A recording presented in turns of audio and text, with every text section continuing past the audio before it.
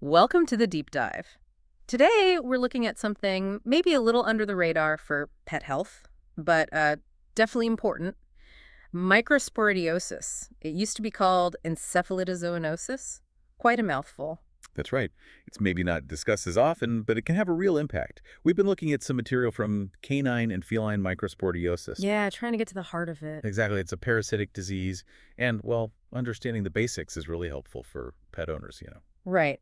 So our aim here is to break down what you need to know about it without getting lost in overly technical stuff. So let's start right there. What is microsporidiosis? Okay, so fundamentally, it's an infection. It's caused by these tiny parasites, spore-forming ones. They actually have to live inside your pet cells to multiply. Inside the cells. Wow. Yeah, they form these tough little things called spores. The main one mentioned in our source is Encephalitozoon Cuniculi, but there are other species too. Encephalitozoon Cuniculi. Okay. And what's interesting about that one, E. cuniculi, is it has different strains. There's like a rabbit type, a mouse type, and a dog type. Different types for different animals? Sort of, yeah. And get this, the rabbit type, it's actually been found in humans too. Oh, really? That definitely grabs your attention. So these parasites, they can cause problems in lots of different places in the body. Precisely. It's quite widespread. They can affect the brain, the kidneys, liver, intestines, even the eyes and lungs. So multiple systems. Yes.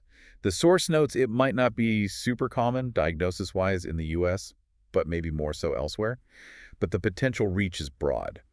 Neurologic system, renal or urologic system, liver and bile ducts, GI tract, eyes, and even the blood and immune system. Okay, quite the range. So who is most at risk? Which pets should we be thinking about? Well, the information suggests both dogs and cats can get it. Dogs and cats. Okay. Yeah. And interestingly, there doesn't seem to be a specific link to, sex or breed. Anyone could potentially be affected. No particular breed stands out then. Doesn't seem so. But age does seem to matter. Young animals are highlighted as being particularly susceptible. Young ones. Right, their immune systems are still developing, I suppose. Exactly. That's likely a big factor. So if a young pet, a puppy or kitten, gets this, what signs might an owner actually see? Well, according to the source, the signs often pop up just a few weeks after birth. Oh, that early? Yeah.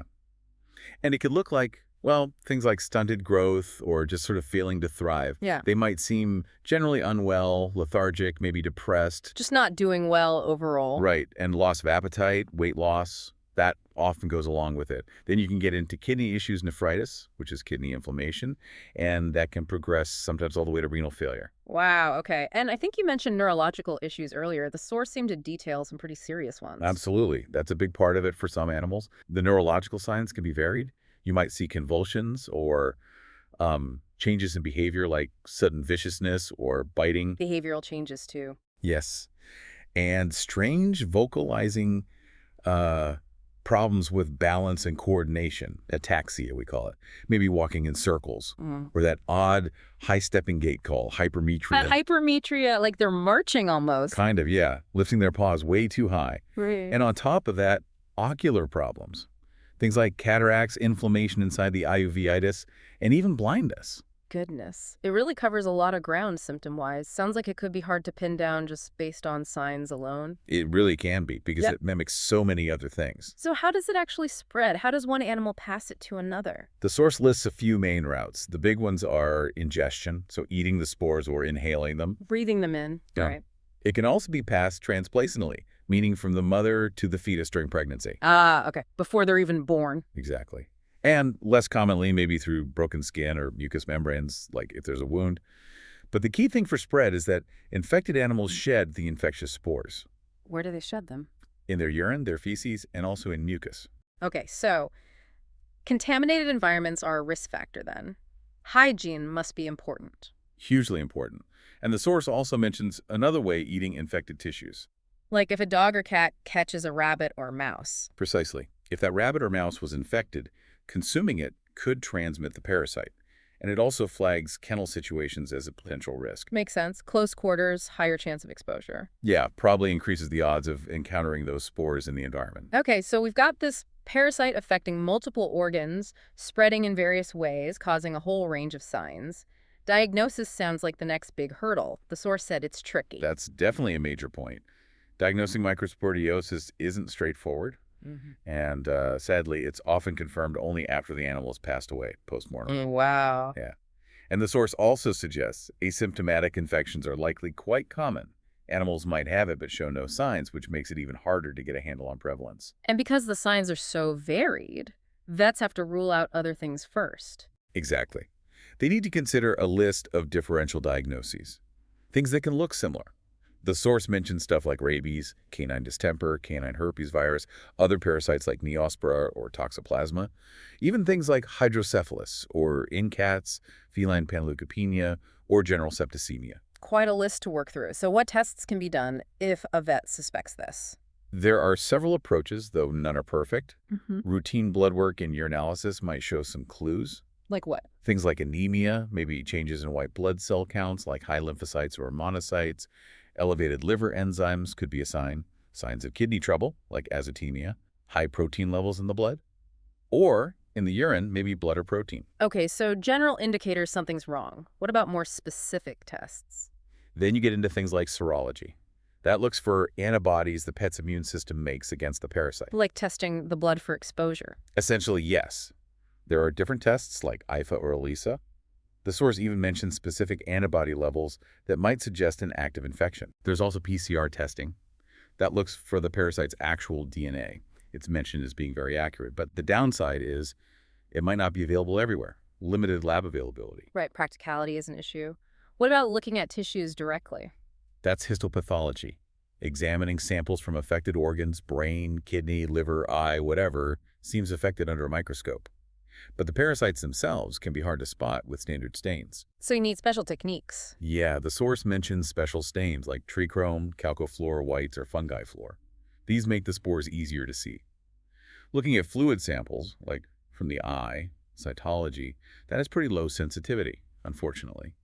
Same with urine sediment. You really need those special stains to have a chance of spotting the spores. And imaging, like x-rays or ultrasound. They might be contributory, show organ changes perhaps, but they aren't definitive for this specific disease. They help build the picture, but don't usually provide the final answer on their own. Okay. One more. What if there are neurological signs? Spinal taps? Cerebrospinal fluid analysis, yeah. CSF analysis. It might show inflammation, more cells, more protein than normal. And again, with those special stains, you might be able to see the organisms in the fluid itself, but it's not guaranteed. It really does sound like putting together pieces of a very complex puzzle for the vets. It absolutely is. So if the infection does take hold, what's actually happening inside the animal? What kind of damage does it cause? The source talked about pathology. Right, the pathological findings gives a picture of the internal damage. In the urinary system, you can see inflammation in the kidneys, interstitial nephritis, sometimes bleeding in the bladder wall, even cysts or areas of dead tissue, infarcts in the kidneys. Okay. And the brain. Neurologically, you can get inflammation of the brain and its coverings, meningoencephalitis. Sometimes blood clots leading to tissue death, that's encephalomalacia. And a key finding can be immune cells clustered around blood vessels, especially where you find the parasitic cysts. Kind of a hallmark sign if you see it. Wow. What about other organs? Liver can show microgranulomatous hepatitis, basically, small clusters of inflammation. Lungs might have interstitial pneumonia. The source even mentions inflammation of the heart sac fibrinous pericarditis and regional enteritis in the gut. It really gets around. It does. And other things, too, like the spleen might enlarge due to immune activity, bone marrow might ramp up production, and even inflammation of arteries, something called polyarteritis nodosa. It really drives home how systemic this infection can be. That's quite something. So with all that potential damage and the diagnostic challenges, what about treatment? What can actually be done? Yeah, that's another tough area. The source points out that our understanding of how the disease progresses isn't complete. And like we said, diagnosis often happens late or even post-mortem. Right. Asymptomatic cases complicate things too. For animals with really severe neurological signs, sadly, euthanasia is often considered the most humane path. Understandable in those severe cases. But are there medications? There isn't really a single definitive cure proven effective specifically for dogs and cats, according to the source.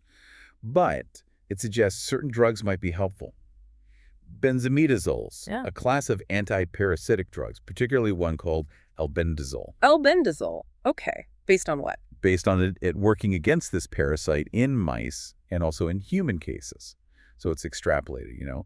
The source mentions potential dosages and treatment duration, but it's not a guaranteed fix. So some potential, but not a silver bullet. Anything else mentioned? Well, it notes that in humans with disseminated or widespread microsporidiosis, other drugs have been used. Things like trimethoprim or pyrimethamine combined with sulfonamides. Sometimes these are used with albendazole. Combinations, okay. Yeah. Interestingly, the source we looked at didn't report any specific contraindications or drug interactions for these in pets with microsporidiosis, but obviously any treatment decision needs careful veterinary consideration for the individual animal. Of course. So it sounds like without a definitive cure, supportive care and trying to catch it early, if possible, are crucial. Absolutely. Though the prognosis can still be quite guarded depending on severity. Right. So given all these difficulties diagnosis, treatment prevention seems even more critical. What did the source say about that? Prevention is definitely highlighted as key. Good sanitation is paramount. Makes sense, with the spores being shed. Exactly. The source specifically mentions disinfectants that work. 70% ethanol, hydrogen peroxide, 10% formalin, and also 10% bleach solution. These are effective at killing the spores in the environment. Good practical info there. And it's worth noting, these spores are pretty hardy. They can survive for a while, especially in humid conditions at room temperature. So thorough cleaning and disinfection are really important, especially in multi-pet households or kennel environments. Definitely good advice for owners. So, okay, let's say a pet is diagnosed. What's the general outlook? What can an owner expect? The source does offer a glimmer of hope. It says some patients can recover without long-term issues. Oh. Yeah, particularly if the kidney or brain involvement isn't too severe. But because it can cause significant damage across multiple organs, the overall prognosis really varies a lot. It depends heavily on which systems are affected and how badly. So it's very individual. Very much so. Well, this condition, microsporidiosis, it might be uncommon or maybe uncommonly diagnosed, but it clearly presents a really complex challenge for pets, for owners, and for vets trying to manage it. It really does. It highlights the intricacies of veterinary medicine and, like you said, underscores the importance of basic hygiene that helps reduce the risk, not just for this, but for other tough pathogens too. Absolutely. This deep dive definitely leaves you thinking, and it brings up a final question maybe for listeners to ponder. Given that pets can have this without showing signs, and we know there's this link between the animal strains and human strains of E. cuniculi, what kind of research might really benefit both animal and human health down the line? Where should we be looking next? Something to consider. Thanks for joining us for this deep dive.